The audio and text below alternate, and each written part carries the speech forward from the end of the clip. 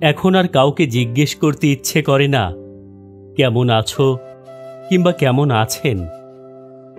জিজ্ঞেস করলেই কবি, কথা সাহিত্যিক, সঙ্গীত শিল্পী, নাট্যকর্মী এবং নানা শ্রেণী পেশার লোকজন বাংলা ভাষার মুখে সপাটে চর কষার মতো বলে আলহামদুলিল্লাহ।